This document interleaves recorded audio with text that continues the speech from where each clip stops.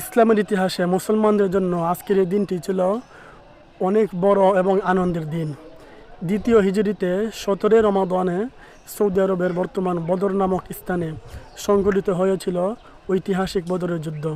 সেই যুদ্ধের মধ্যে মুসলমানদের সংখ্যা ছিল মাত্র 313 জন এবং মক্কার কুরাইশদের মধ্যে অর্থাৎ কাফেরদের মধ্যে সংখ্যা ছিল প্রায় 1000-এর মতো। বাহ্যিকভাবে মুসলমানরা দুর্বল হলেও তারা ঈমান আর ধৈর্য এবং আল্লাহর শক্তি নিয়ে, আল্লাহর সাহায্য নিয়ে তারা এই যুদ্ধ শুরু করেছিলেন।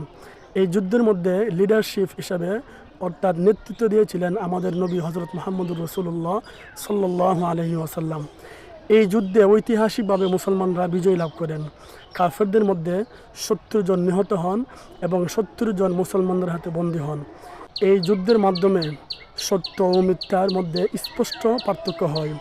কোরআনের ভাষায় এই যুদ্ধকে ইয়াউমুল ফুরকান অর্থাৎ সত্য এবং মিথ্যার পার্থক্যের দিন বলা হয়। বদরের যুদ্ধ আমাদেরকে কী শিক্ষা দেয়?